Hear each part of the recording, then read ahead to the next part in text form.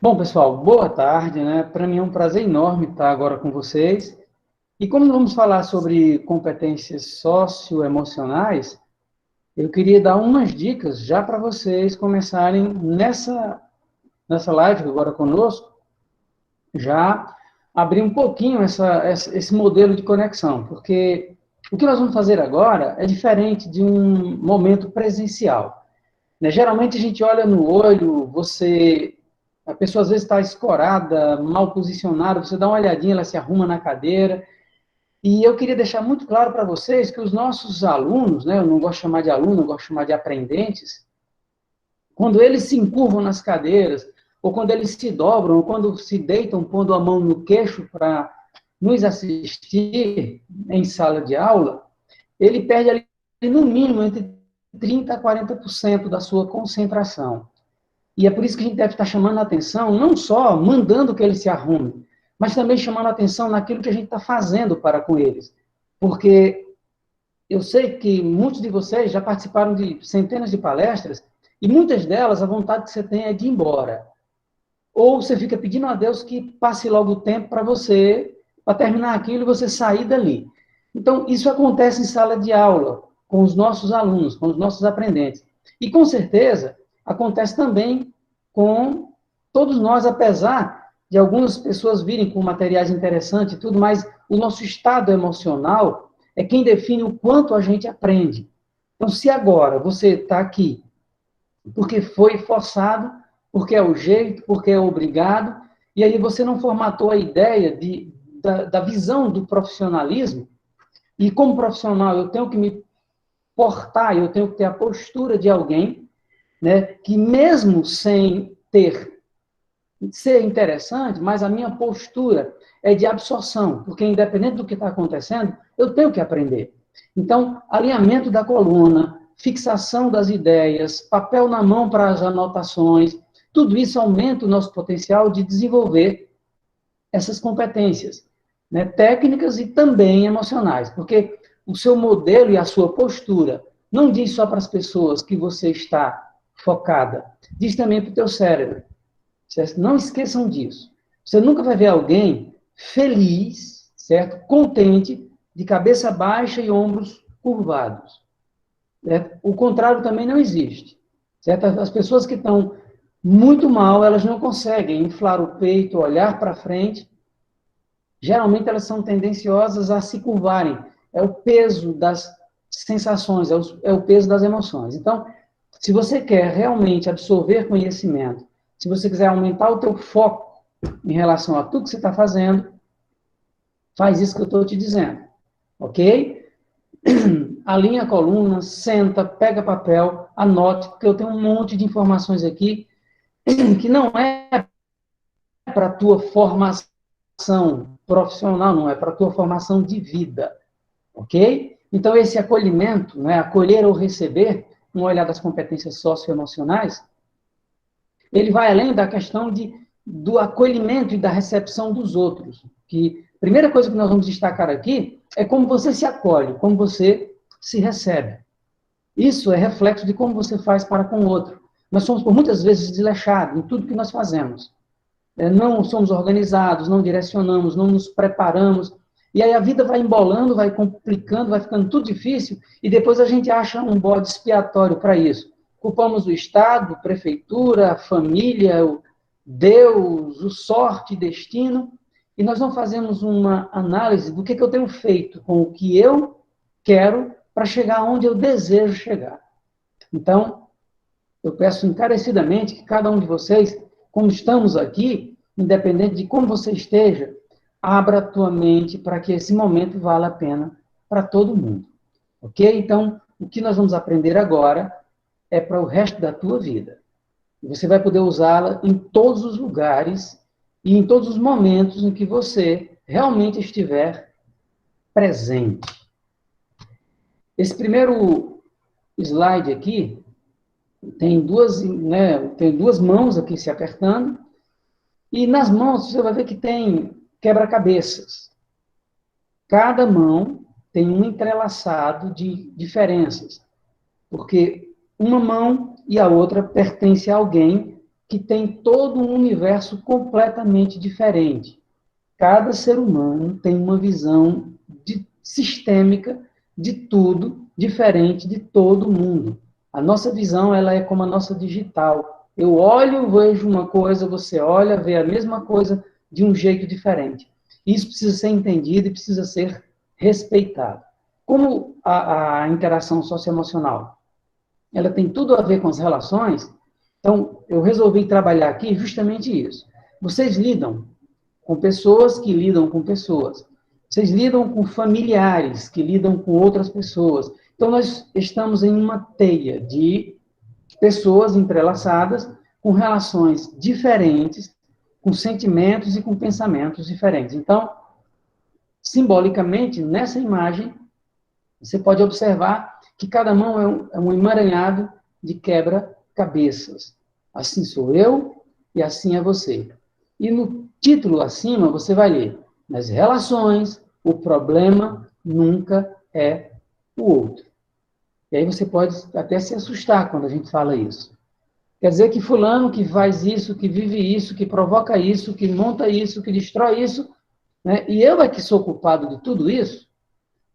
Leiam com atenção. Nas relações, o problema nunca é o outro. E aí eu vou dar alguns exemplos para vocês entenderem. Fator número 1. Eu decido com quem eu quero me relacionar. Alguns de vocês, espero profundamente, estar mal casado. Alguns de vocês, espero profundamente que não esteja acontecendo isso, tem um trabalho e um chefe chato. Alguns de vocês faz parte de um grupo e, obrigatoriamente, você tem que estar nesse grupo por algum fator e várias pessoas desse grupo são extremamente chatas. Então, o que acontece? Elas são chatas e aí você diz, então não sou eu o problema, são essas pessoas. Vamos lá. Por que você está nesse casamento? Se você puxar o cordãozinho lá, você vai lembrar que um dia você se encontrou com essa pessoa e ela te encantou. E esse encanto, ele foi se acabando com o tempo, nós fomos acabando com ele. O que eu posso fazer para restabelecer o mesmo link que eu tinha no princípio? E no nosso grupo? Por que é que tem pessoas chatas no nosso grupo? Ora, se eu não preciso do grupo, eu posso migrar desse grupo, então eu não sou obrigado a ficar nele. E se eu estou nele, eu tenho uma condição, eu posso melhorá-lo. Aí vocês, Adriane, tem pessoas que não podem mudar. Sim, se elas não conseguem mudar, elas se mudam. Eu falo isso por experiências próprias, muitas experiências. Empresas que eu já administrei, as consultorias que nós já fizemos em vários ambientes, onde tem um grupo de pessoas. Quando você começa a mudar o modelo de comportamento daquele grupo, as pessoas que não se encaixam, elas saem. Então, o problema deixa de existir porque você estabeleceu novas condições, novos critérios, e aí, gente, não dá para ficar, certo? As coisas que não se encaixam, elas saem. Então, já tive em determinadas empresas que eu saí. Eu saí porque não havia interesse em mudanças. E quando eu não vejo interesse em mudanças, eu quero mudar, então eu é que mudo. Então, lembre-se, nunca vai ser o outro o problema. E se o problema está no outro, a solução está em você. Então, fixe essa ideia, porque essa interação socioemocional, ela é justamente para isso. Para a gente começar a entender propósitos e, com base em propósitos, estabelecer caminhos para a melhoria profissional, para a melhoria das nossas escolas, para a melhoria dos nossos sistemas de organização e de coordenação e para a melhoria para o resultado final, que é justamente o objetivo de todos os processos e projetos realizados pela Secretaria de Educação, de Finanças, disso ou daquilo. Então, todos juntos têm um objetivo. E é por isso que essas relações, elas precisam ser ampliadas e essa condição do emocional, ela é muito forte, porque nós não temos ainda uma boa gestão de quem nós somos. E aí, nos próximos slides, vocês vão entender como vai funcionar essas interações e como é que vocês, né, como nós podemos iniciar um processo de mudança, seja interna ou seja externa. Mas para isso a gente tem que entender alguns princípios. E eu chamo a atenção de vocês, né? Abram suas mentes, anotem, porque o que nós vamos aprender agora pode ser uma referência para as mudanças, né? Muito mais de cada um de nós aqui do que em função do outro, porque o outro, ele só vai mudar quando ele sentir essa necessidade. E quem provoca essa necessidade no outro somos nós. Ok? Então, eu vou contar uma breve história aqui, né? Vocês estão vendo aí uma bacia de marshmallows, e à direita tem a vida nas pequenas decisões. É impossível, no nosso trabalho, a gente não pensar nas nossas crianças, porque elas são o resultado final de tudo que a gente faz, como gestores da educação. E aqui nós tivemos uma experiência em Stanford. Pegaram várias crianças, né, até 4 anos de idade, e colocaram em uma sala, individualmente, cada criança numa sala. E puseram na frente dela um marshmallow, né? Não sei se vocês conhecem marshmallow, mas é muito apreciado nos Estados Unidos, e ele é muito cheiroso e é extremamente saboroso. E aquela criança, né, colocada ali na frente dela, foi dito para ela, olha, se você esperar 15 minutos, eu volto e trago outro marshmallow. Então, em vez de você ter um, você terá 2. E aí a pessoa deixou o marshmallow ali e foi para outra sala, para que aquela criança ficasse ali encarando aquele doce, cheiroso, altamente saboroso, e ele, com 4 anos de idade, esperar 15 minutos é a mesma coisa de nós adultos, morrendo de fome, e alguém dizer, olha, o almoço sai daqui a 2 horas. Pensa mais ou menos nisso. Você com muita fome, e aí ter que esperar 2 horas olhando um prato de comida saborosíssimo. Pior para aquelas crianças, porque tem a questão da pouca idade, da maturidade, e justamente essa maturação da condição emocional. O que acontece? O maior percentual de crianças naquela idade pegou aquele docinho e comeu, devorou. Uma coisa muito importante, elas não demoravam muito. Elas passavam alguns segundos ali e já comiam. E um grupo menor de crianças segurava aquele doce, olhava, cheirava o doce, levantava, e botava a mãozinha nos olhos, colocava a mão na cabeça, batia a palma, e mexia com a roupa, com a camisa, e olhava para a porta, embudia o dedinho, e cheirava, e passava o dedo, e, sabe? Um sofrimento terrível. Mas aquelas crianças, em uma minoria, aguardou até a vinda do pesquisador, né? Daquele cientista. Chegando, encontrou a criança com o marshmallow e disse, agora sim, você terá 2. E a criança pega aqueles 2 docinhos e fazem uma festa. As outras que comeram, ele chegava e dizia, lamento, você já comeu, então você perdeu o segundo docinho. O que essa história tem a ver com competência socioemocional? O que nós temos aqui? Nós temos crianças imediatistas. Crianças que, ao contrário do que poderiam ser, elas não foram trabalhadas e desenvolvidas para saber que tem um passo seguinte após o passo que você dá. E quando nós estamos falando de crianças, essas crianças, 16 anos depois, foram novamente pesquisadas. E aquelas que não comeram marshmallow eram super equilibradas, estavam entrando já nas melhores universidades, tinham um nicho de oportunidades muito mais elevados. Então, isso se atribui justamente a uma perspectiva de espera. Ou seja, eu tenho isso e eu preciso daquilo. Então, eu não vou estragar isso em função daquilo. E aí eu posso dar um exemplo prático. Pessoas que se apressam para comer, né?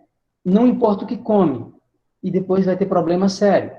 Pessoas que se apressam nas suas vidas emocionais, e aí casam ou se relacionam com as pessoas sem um autoconhecimento e sem um outro conhecimento. E muito mais do que relação, tem intimidade, sexualidade. E aí vem casamento, filhos, nós estamos estragando o mundo justamente porque as pessoas não aprenderam a esperar o próximo marshmallow.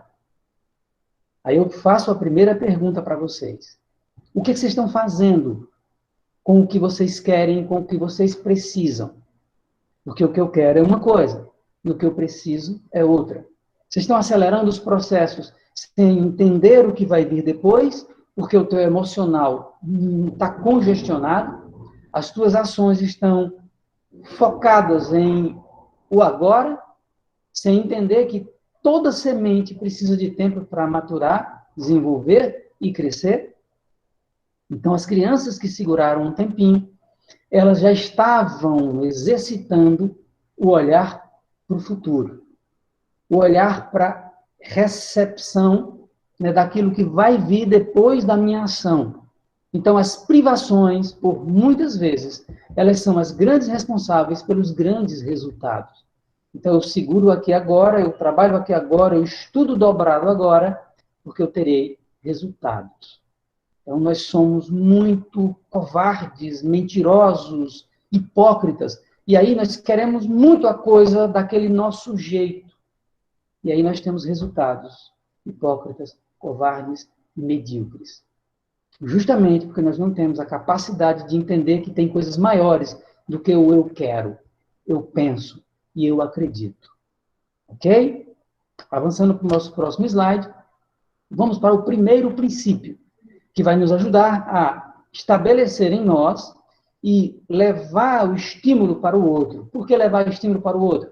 Porque eu nunca, jamais vou conseguir fazer com que você mude suas atitudes. O que eu tenho e o que eu posso é trabalhar, te mostrar, ser modelo, exemplo, para que você, em uma perspectiva mais ampla, comece a entender que aquilo que eu te mostro é melhor do que daquilo que você faz. E aí você começa a fazer diferente. E essas diferenças vão moldando o teu caráter, vão maturando as informações ao teu redor, e isso vai te dar um crescimento absurdo. Vai mudar tudo na sua vida, mas é tudo, tudo mesmo. Ok? Então vamos aqui. Primeiro princípio, ok? Atentos aí para a gente entender cada ponto aqui. Localização. E aí vem uma pergunta que eu faço agora para você. Onde você está nesse exato momento? Será que você realmente está me ouvindo? Será que você não está na tua cabeça, meu Deus, eu tenho isso para fazer, e aí esse cara vai falar quanto tempo, e essa live não era nem para ser hoje, porque eu estava super ocupada, ou seja, você está cheio de pensamentos marshmallows adiantados. O que eu preciso fazer se o que eu tenho que fazer é aqui e agora, e eu não tenho poder para dizer, eu não quero fazer?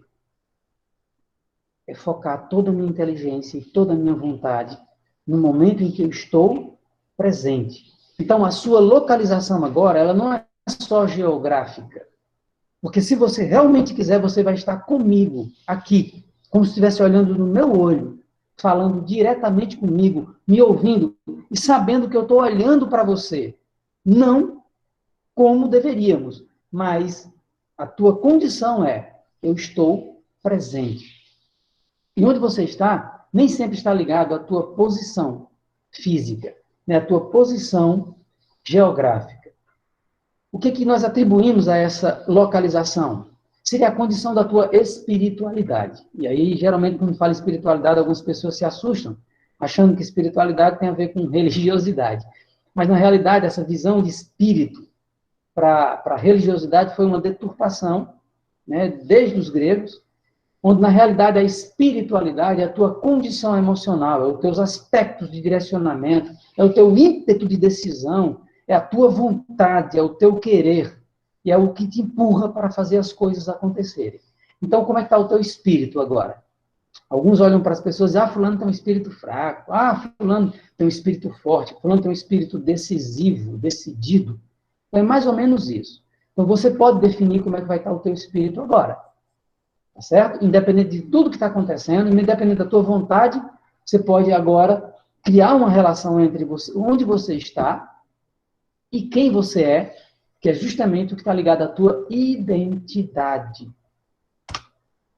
Quem eu sou. Isso é muito forte, gente. Eu vou mostrar com mais detalhes à frente, mas eu quero te dar uma ideia para você começar a ter essa visão de identidade. Ok? Quando alguém pergunta para você, quem é você? Eu sou fulano, filho de ciclano, moro não sei aonde, minha profissão é isso. Nada disso te identifica. Isso aí são rótulos. Filho de fulano, é rótulo. Trabalho em tal lugar, é rótulo. Quem é você na essência é o resultado de tudo que você faz. Isso te identifica. Quando eu digo eu sou um profissional, o resultado do que eu faço é que realmente me torna um profissional. Eu sou pai. O resultado da condição dos meus filhos é que me identifica como pai. Eu sou professor, educador. O resultado da minha sala de aula é que me identifica. Então, não pense que o que te identifica são esses rótulos que nós recebemos.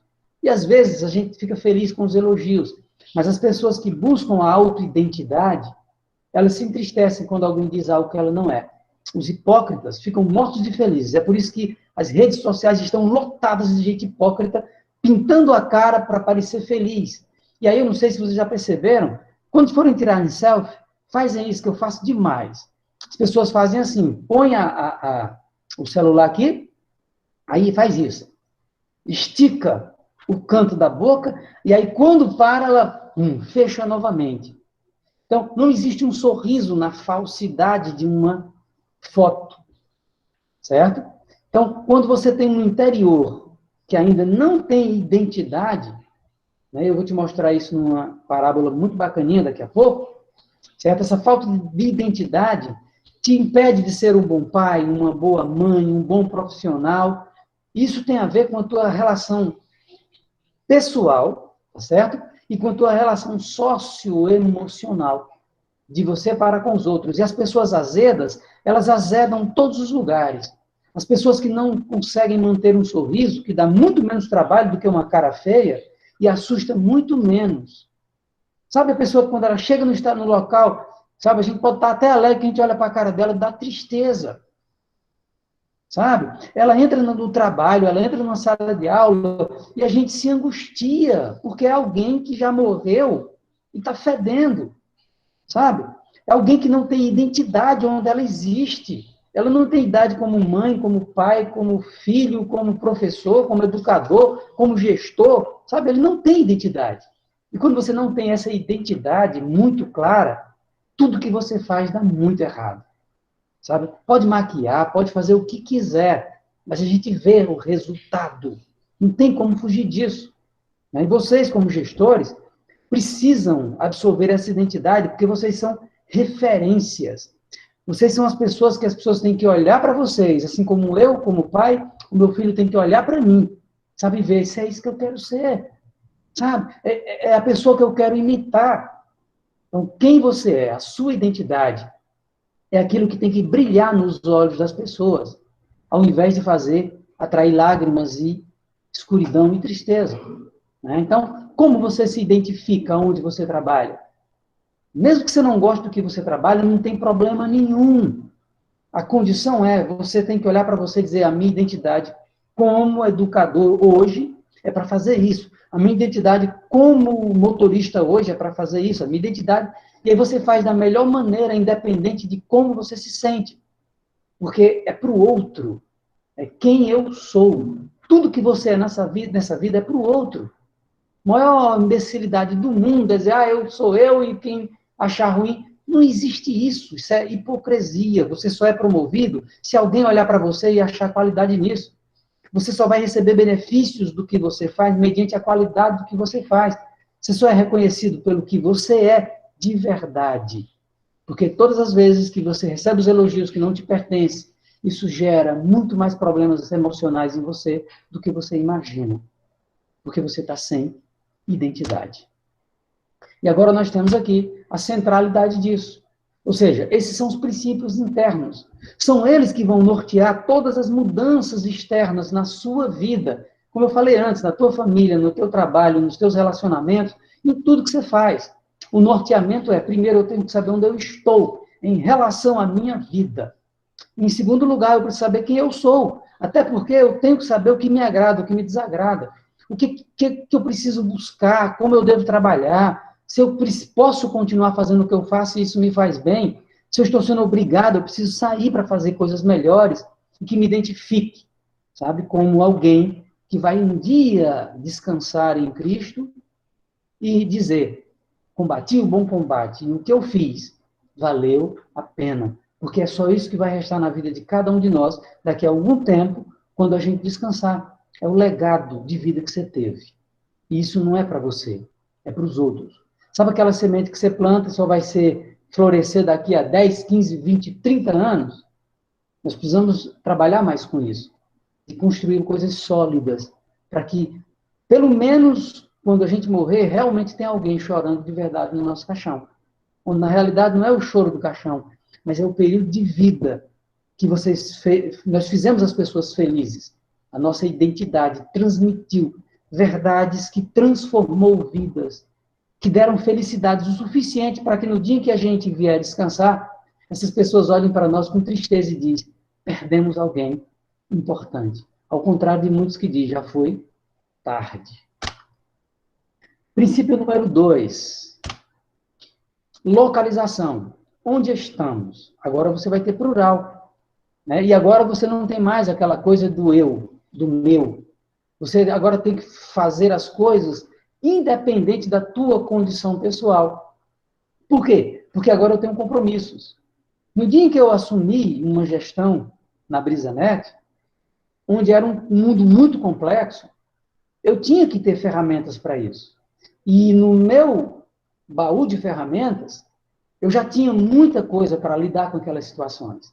Quando eu migrei agora para uma outra área da educação, né, onde eu fui professor durante 6 anos na escola profissional, eu tinha que ter ferramentas para isso. E essa localização de onde estamos, ela é um reflexo disso, de ferramentas que nós temos para lidar com o que nós vamos lidar, seja com pessoas, seja com trabalho, seja com a vida. Depois nós temos identidade, e agora é quem nós somos, não é mais quem eu sou.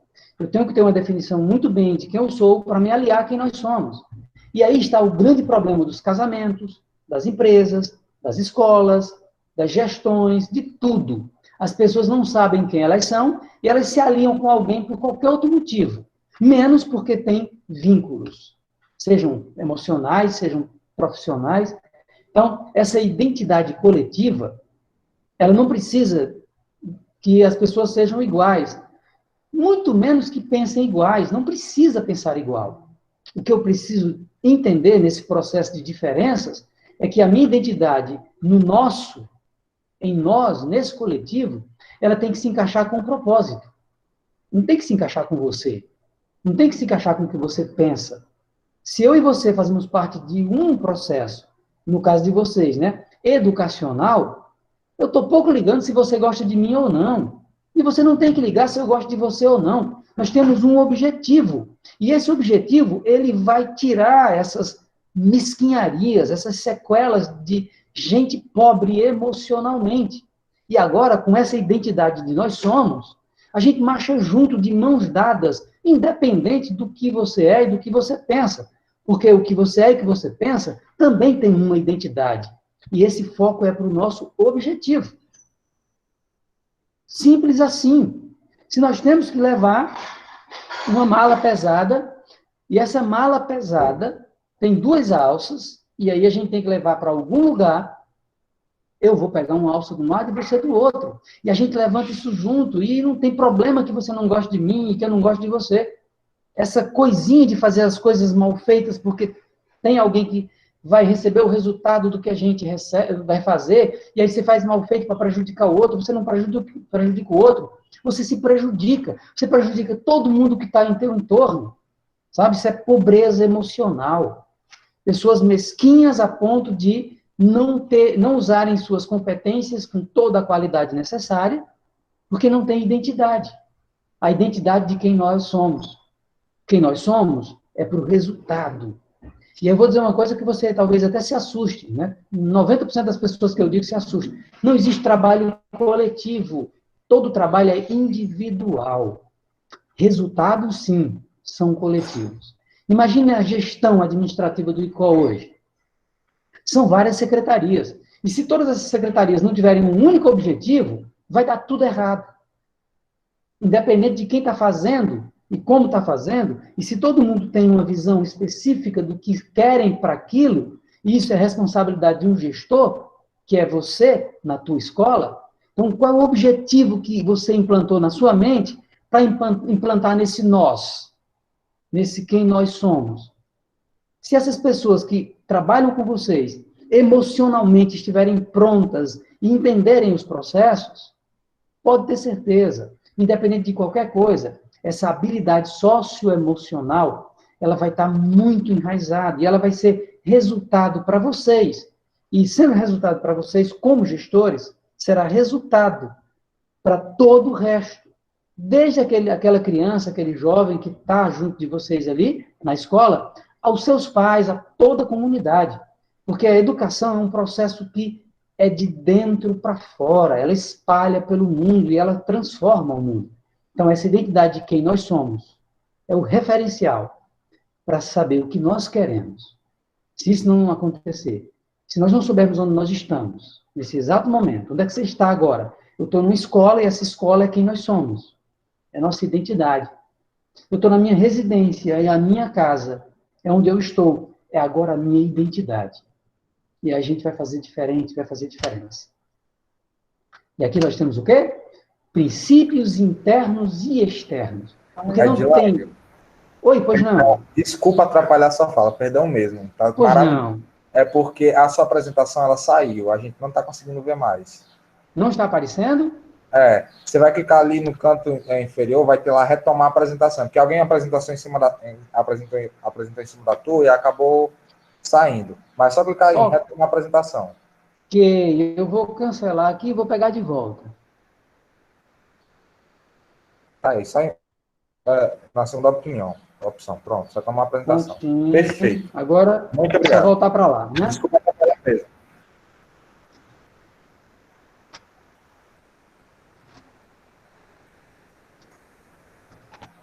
Prontinho agora? Pronto, a gente está conseguindo ver direitinho. Perfeito, muito obrigado. Ok, então vamos retomar. Valeu, obrigado, meu amigo. O que é que nós temos agora? Os dois princípios juntos, né? Quem eu sou, quem é você, onde eu estou e onde você está. E é nesse momento que a gente tem que esquecer diferenças.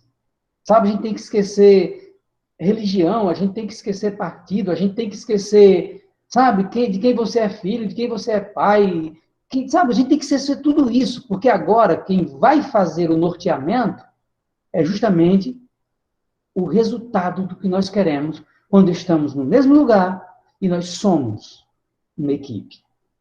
Ok? Então, partindo para o próximo. Pessoal, eu estou dando essa acelerada porque o nosso tempo é um tanto quanto apertado e eu precisaria, no mínimo, uns 2 dias para trabalhar isso com vocês, assim, de uma forma bem coerente. Eu vou acelerar para abrir uns minutinhos para aqueles que estão anotando e está surgindo alguma confusão na sua cabeça.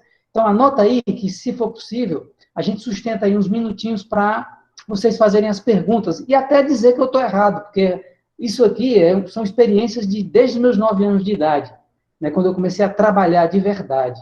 E até hoje eu nunca parei e eu passei por muito mais coisas que vocês possam sonhar e imaginar.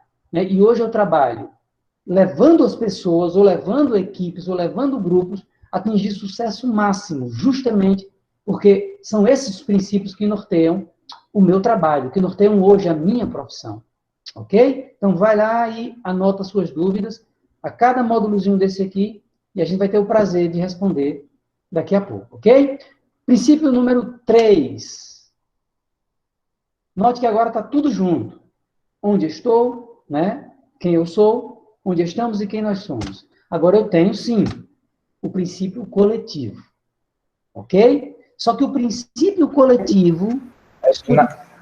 Edilândio, de novo, mil perdões. É porque Zeneide, ela apresentou a tela e cancelou de novo a sua apresentação. Você vai ter que fazer a mesma coisa. Pronto, vamos conversar com a Zeneide aí para ela não fazer mais isso Pessoal, comigo. por favor, não cliquem na opção apresentar a tela, por favor, porque vai atrapalhar a apresentação do colega. Está sendo uma formação maravilhosa, a gente está tendo que parar por causa desses inconvenientes. É a segunda vez, por favor, gente. Porque eu não Sem posso... problemas, acidentes acontecem. Muito obrigado. Vamos... inconveniente. Conversa, meu amigo, a gente entende. Tem muita gente, e aí algumas pessoas ainda não estão familiarizadas, isso aí é natural. Esquenta não, viu? Beleza. Tá tudo muito só uma indicação, pessoal. Se vocês não estiverem conseguindo ver a apresentação dele, tem um sino no canto direito, superior direito, tem um sininho branco. Se vocês clicarem nisso na tela de vocês, vai aparecer a apresentação dele, tá certo? Tem um sininho. Quando a Zenilda estava apresentando a tela, estava lá o sininho branco lá. Zenilda, né? Perdão. Tinha um sininho branco. Zenilda, quando você clicar naquele sininho, vai aparecer a apresentação dele, tá certo? É assim que vocês veem. Tá bom? Obrigado de novo e desculpa. Não, eu aqui agradeço, né? Bom, então, voltando. Agora nós temos um princípio coletivo, e eu já vou só reforçar. Nesse princípio coletivo, eu não posso levar nada em conta das suas condições pessoais, da sua vida pessoal. Não, nesse princípio coletivo, eu tenho que ter um foco no resultado. O que é que nós queremos com o que estamos fazendo? Lembre, querendo, fazendo, coletivamente. Não é a minha condição, não é a sua condição, é a nossa. E esse resultado, ele não tem que ser bom para mim, ele não tem que ser bom para você, ele tem que ser bom como resultado. Tá certo? É o resultado. Se é em prol de alguém, não tem problema que não seja bom para mim ou para você. É em prol de alguém, então a gente faz. E aí vai ficar bom porque é o nosso propósito. Então, princípios não se mexe. A gente pode mexer em regra, a gente pode mexer em lei, a gente pode mexer no que a gente quiser, mas nos princípios ninguém pode mexer. Certo? Isso aí é desde o Antigo Testamento. Princípios ninguém toca. A gente pode mexer em algumas coisas para nortear ou melhorar o princípio, mas a condição do princípio não pode ser alterada. Então, qual é o princípio da educação? Se você sabe disso e a sua equipe sabe disso, isso é trabalhado de uma forma coletiva, inteligente e direcionada, porque muitas das coisas que são transbordadas dentro da sala de aula, elas são transbordadas na direção, que é transbordada em quem dirige, em quem dirige. Isso é uma bola de neve. E aí, quando você vê uma educação se perdendo, pode ter certeza, nós apontamos para os nossos jovens, mas tem a família envolvida que não tem princípios. Tem os próprios educadores que perderam os seus princípios. E eu posso falar isso porque eu comecei a dar aula com 16 anos de idade. E quando eu voltei agora, há 7 anos atrás, eu entrei em sala de aula e eu vi um jovem chorando de uma comunidade aqui de Icó, dizendo: Edilândia, eu estou no primeiro ano, e isso foi no segundo dia de aula, do primeiro ano de agronegócios. E ele chegou para mim aos prantos, dizendo: Edilândia, eu vou ter que sair da escola. Eu disse para ele: por que você vai sair da escola? Ele disse: Edilândia, porque eu mal sei ler. Gente, pelo amor de Deus, aquilo subiu e eu fiquei em desespero. Eu disse: não, segura aí que a gente vai conversar. E aí eu entrei em contato com vários professores e a gente comprou a briga daquela criança. Não, a gente comprou a briga de várias crianças que não sabiam somar, multiplicar, não sabiam ler direito, entrando no ensino médio, saindo de escolas do município, sabe? Então, isso é uma aberração. Essas crianças, elas são reflexo de toda uma sociedade e elas vão virar reflexo de toda uma sociedade. Então, o que nós queremos e o que nós estamos plantando dentro da nossa sala de aula? Quem é você nesse processo onde essa criança não aprendeu a ler? Terminou o 9º ano e não sabia ler. E o que ela conseguia ler, não entendia, não interpretava, sabe? E isso tem gente terminando faculdade, gente. A OAB está aí, obrigando o pessoal que sai da faculdade a fazer uma prova para saber se ele tem competência. Isso é o cúmulo do absurdo. Você tem que provar que você sabe o que você passou não sei quantos anos da sua vida estudando, certo? Então, as medidas é para serem ali. Jamais um advogado deveria ser formado se ele já não tivesse competência dentro da faculdade. Quando ele saísse, era para ter um atestado ali, aquele certificado era para provar que ele tem competência. Se brincar, em breve a gente vai ter OAB para medicina, para física, para engenharia, faz tempo que precisa. A gente vê um monte de gente de engenheiro aí que sai que não sabem fazer, não sabe usar uma calculadora científica. Então, quem nós somos nesse processo? Qual a minha responsabilidade como pai, como professor, como educador, como agente social? Ok? Então, a gente precisa ter essa clareza para que os resultados sejam reais, não pelo que eu penso, mas pelo que nós pensamos. E agora eu quero trabalhar essa visão de identidade com você, para a gente desmistificar e a gente achar esse ponto, tanto para facilitar a nossa auto-identificação, como também facilitar a identificação do outro. Quem eu sou, localização, onde estou. Pronto, então a gente fecha aqui todos os 3 princípios. Só que agora vem uma historinha, que eu disse a vocês que eu vou contar, para a gente finalizar essa parte, que depois, se tiver tempo, né, a professora Gladstone vai dizer para a gente. Eu dei uma corrida danada para ouvir vocês também. E agora nós temos o quê? Princípio do respeito, certo? Localização, identidade, quem eu sou e onde eu estou. Esses elementos, juntando todos, vai dar para mim o princípio do respeito. E aí, nessa história, a gente vai entender um monte de outras coisas, e eu creio que vocês, como pessoas hábeis de pensamento, como gestores e educadores, vai abrir um leque gigante para vocês entenderem por que as nossas relações deram erradas. Por que esses alunos estão saindo sem conhecimento? Porque eles entraram alunos e saíram alunos. Eles não entraram alunos e saíram estudantes, aprendentes, né, como eu gosto de chamá-los. Creio que vocês estão vendo aí um ferro de engomar, né? E essa parábola, ela é fenomenal, porque ela vai nos ajudar a saber quem nós somos e onde nós estamos. Então, o que é um ferro de engomar, né? É um elemento metálico sem vida, que é utilizado para alinhar as nossas roupas, tirar as rasuras, né? As fibras que estão desalinhadas. Ferro de engomar. E agora aqui vocês vão ver um ratinho que se aproxima do ferro de engomar. Como é que essa história começa? Esse ratinho, ele nasceu e nos primeiros dias de vida, a família dele foi dizimada, né? A mãe, o pai, os irmãozinhos, e ele cresceu sozinho. E como ele não tinha memória de família, ele morava naquela casa sozinho, né? Com o gato, com o homem, com a mulher e tal, e as crianças, e ele passava a vida ali correndo de um lado para outro, fugindo do gato, roubando queijo, e ele se divertia muito ali. Ele viu o homem, não se identificava, ele viu o gato, não se identificava, ele via as crianças, não se identificava, viu o cachorro, não se identificava, via as visitas, não se identificava, mas ele vivia razoavelmente bem, porque é assim que vivem os ignorantes. Por não ter identidade, ele não sacava que tinha um monte de outras coisas que ele precisava viver, né? Ele não tinha uma comunidade, por não viver em comunidade, ele era só.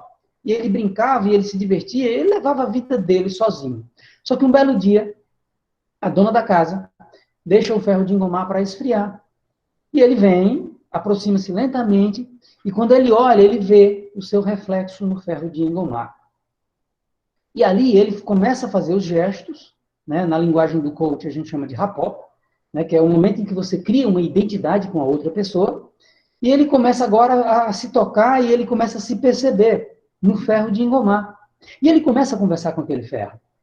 E ele conversa, ele brinca, agora ele encontrou alguém que era parecido com ele, e ele diz, olha, amanhã eu volto para a gente conversar. E aí a dona chegou e ele se manda para o lugarzinho dele. Dia seguinte, o ferro não estava lá, ele ficou meio chateado e tal, só que aí, dias depois, o ferro estava lá, ele corre novamente para lá. E novamente começa a conversar com o ferro, enrola um papo e não sei o quê, e deixa que o ferro só olhando para ele, mas ele estava muito feliz, porque ele viu alguém igual a ele, no reflexo do ferro. E agora ele ia para casa e ficava com aquela imagem na cabeça, ele começou a se apaixonar por aquela imagem. E agora ele volta no outro dia, o ferro estava ali, e ele diz, olha, a gente só tem conversado, mas eu queria te dar um abraço. E ele corre para abraçar o ferro de engomar. E o ferro estava quente. E quando ele abraça o ferro, ele se queima. E agora ele volta, olha para o ferro, hiper, super chateado, e diz, mas você, eu venho todo dia aqui, converso contigo, eu falo com você, a gente discute, e aí, e tal, e aquela coisa assim, ele todo machucadinho, muito triste, porque o melhor amigo dele havia queimado. E ele vai embora numa tristeza tremenda.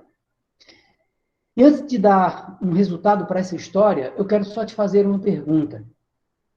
Quantas pessoas ao teu redor têm sido ferro de engomar? Só que o problema não é o ferro, gente. O problema somos nós, que não temos identidade. E também não identificamos o outro. Nós abraçamos os nossos maridos e esposas e nós nos queimamos. Sabe por quê? Porque ele não tem a mesma identidade que a gente. E hoje a gente agora não sente mais. E aí está queimando, está machucando e está magoando. Os nossos amigos, que a gente abraça e às vezes a gente acredita que eles nos traíram, mas não houve traição, não. Eles são o que são, e é triste saber que eles sempre foram assim. Você que não tinha identidade e maturidade para sobreviver a um encontro ocasional e transformou aquilo em amizade. Porque sua falta de identidade leva você a ser amigo de qualquer gente, de qualquer jeito. Sabe? Sabe aquela pessoa que você olha para ela, se apaixona e se agarra com ela, e ali ela não estava ligada na tomada, porque ela estava também sem identidade, e um dia ela se liga na tomada e ela absorve a identidade de quem ela é, e agora quando você abraça, você não abraça a mesma pessoa, porque ela queria te agradar o tempo todo, só que agora ela não precisa mais te agradar. E como você cobrava esse agrado, essa pessoa também se esforçava para fazer o que você queria, porque ela queria uma similaridade com quem você era, mas você também nunca permitiu que ela fosse quem ela era. Quando nós abraçamos nossas crianças em sala de aula, por muitas vezes nós a queimamos, é o contrário, porque ela não tem identidade em nós. Muitos pais abraçam seus filhos e queimam seus filhos, sabe por quê? Porque ele não vê identidade nos pais. Muitas mulheres e maridos, esposas, abraçam-se e se queimam, porque eles nunca tiveram uma identidade. E é por isso que eu disse, o problema é sempre nós. Sabe? Quando você não tem uma identidade formada, você se junta a qualquer pessoa, você aceita qualquer trabalho, você vota em qualquer candidato, você se vende por qualquer coisa. A tua mediocridade é tão grande que você não está buscando realmente o que é melhor para você e nem o que é melhor para os outros, porque você não se conhece. Então, a gestão das emoções está ligado no primeiro passo, que é autoconhecimento. Isso é bíblico. Você não pode dar o que você não tem. Então, se você não tem respaldo emocional para lidar com seus problemas interiores, como é que agora você quer gerir a condição do outro? Sabe? Como é que você quer levantar julgamento para a vida do outro? Então, quando o outro comete os erros dele, a gente consegue enxergar. Mas nós cometemos os nossos e não. Quando o outro comete erro, a gente não quer perdoar. Mas quando nós cometemos os nossos, nós queremos perdão. Sabe? Então, é uma balança desigual. Por quê? Porque nós não temos identidade. E não sabemos onde estamos em relação ao outro. Qual é a distância real. Sabe? Quem é ele na integridade e quem sou eu na integridade. Porque quando eu tiver autorreconhecimento, o outro não vai fazer tanta diferença. Porque agora eu estou blindado contra uma série de fatores. Eu não preciso emocionalmente de ninguém para sobreviver. Eu preciso das pessoas para muitas coisas. Mas a minha sobrevivência, ela depende de quem eu sou. Porque essa pessoa pode ir embora. E se ela for, eu morro. Essa pessoa pode morrer. E se ela morrer, eu morro. Essa pessoa pode me abandonar. E se ela me abandonar, eu morro. Isso é falta de identidade. Ok? Então, eu jamais vou conseguir desenvolver nas nossas crianças uma capacidade cognitiva pelos fatores emocionais, porque eu não tenho essa gestão. Eles me veem de forma ciclotímica. Um dia eu estou bem porque eu estou bem, no outro dia eu estou mal porque eu estou mal. Isso não funciona para quem tem gestão das emoções. Quando eu lido com o outro, como eu estou, não pode fazer diferença porque eu sou profissional. E aí, na relação que eu vou mostrar para vocês agora, né, eu vou só agora explicar cada uma delas para reforçar essa busca de identidade que cada um de vocês precisam ter para serem melhores pais, mães, profissionais, etc, etc. Tá certo? E deixarem de ser esses ratinhos isolados do planeta, que quando encontram um ferro de engomar, encontra o marido, encontra o melhor amigo, encontra, sabe? E aí a gente se decepciona.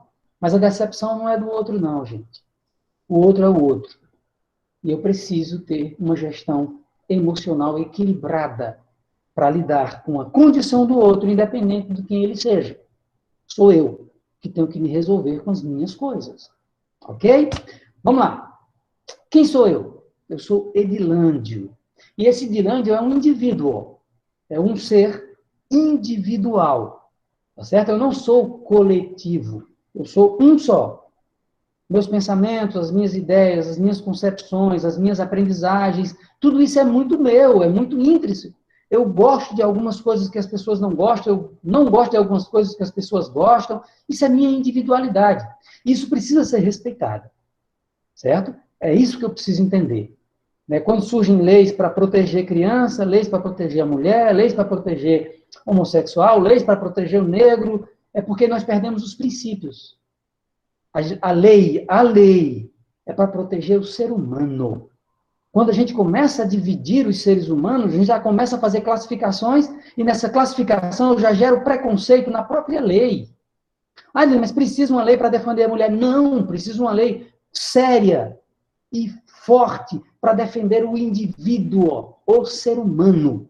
Seja ele negro, branco, pobre, rico, homem, mulher, homossexual. Isso não vai fazer a menor diferença quando eu lido com seres humanos, com identidade. Ah, agora minha identidade é negra. Não, minha identidade não é negra. A minha identidade não é branca. A minha identidade não é ser homossexual ou ser adulto, criança. Não, a minha identidade é eu sou um ser humano, um indivíduo, com qualidades e defeitos que precisam ser entendidas.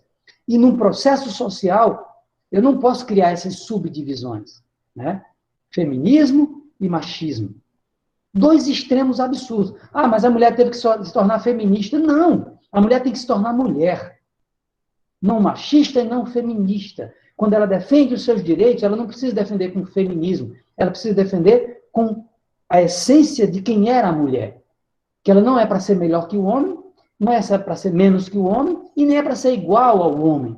A mulher é para ter a sua definição própria, porque ela é um indivíduo, né, com direitos inalienáveis, com condição para fazer ou com condição para não fazer, e esse respeito está nesse princípio da identidade e da localização. Então, individualmente, eu sou eu, e eu preciso ser respeitado como eu sou, a menos que o que eu faço prejudique os outros, aí já sai da minha individualidade. No segundo ponto, vem o nosso CPF, que nos caracteriza no banco, nas compras, e nisso e naquilo. Isso também não te identifica. Por quê? Porque é um número. Tá certo? E o meu CPF, ele precisa estar limpo por X questões. Então, na minha identidade, né, na minha concepção, né, de quem eu sou, tem uma numeração. Só que isso não me identifica. Mas serve como identidade para saber se eu sou honesto, se eu pago as minhas contas. Né? Isso faz parte de quem você é também. Depois vem marido. Eu sou marido.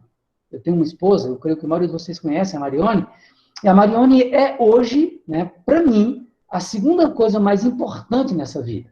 Né? Primeiro ponto está Deus, em segundo lugar está a minha família. E acima do meu filho está a minha esposa. Só que tem um detalhe. Edilande, o indivíduo, perdeu muita coisa quando juntou-se a Marione. Edilande, individual, chegava no final de semana, ele jogava uma mochila nas costas e ia passear com os amigos. Ia para qualquer lugar, ia fazer o que queria, porque ele era o quê? Indivíduo. Só que Edilândio resolveu um dia, sabe, juntar-se com a Marione. E aí eu olhei para mim e disse, poxa, agora eu não sou mais Edilândio solteiro. Eu sou Edilândio marido, casado. E agora eu tinha que ter a convicção de que muitas coisas na minha vida teriam que mudar. E se eu não quisesse essa mudança, eu não me casaria. Eu continuaria o Edilândio indivíduo. Mas eu resolvi casar. E agora, até o fim da minha vida, ou o fim da vida dela, ou o fim de ambos, eu tenho um compromisso com a dona Marione que quebra os meus compromissos com o indivíduo. Eu não sou mais um indivíduo no sentido de muitas práticas que, como solteiro, eu tinha. E agora eu não sou mais solteiro. Acabou essa minha individualidade como solteiro. Como marido, eu não sou mais um indivíduo. Eu tenho uma pessoa com qual eu divido a vida dela e eu divido a minha vida. E isso mudou tudo em relação ao Edilândio indivíduo.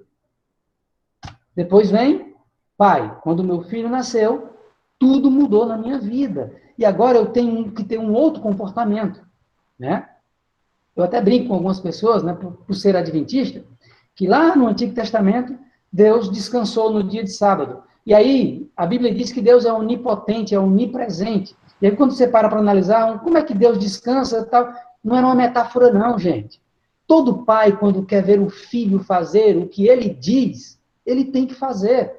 E o que Deus fez lá no Antigo Testamento, descansando, é justamente dizendo o que eu faço. Os meus filhos não podem questionar. Então, nesse momento, quando eu vou atravessar um sinal vermelho, meu filho está do lado, mesmo que não tenha ninguém, e ele era pequenininho, eu ficava esperando. Hoje, com ele mesmo, com 18 anos de idade, dia de domingo eu olho em todas as direções, tem segurança total, e eu avanço um sinal, sim. Eu avanço um sinal com toda segurança, mas ele pequenininho, eu jamais faria isso. Sabe por quê? Porque naquele momento, para ele, é verde, amarelo e vermelho.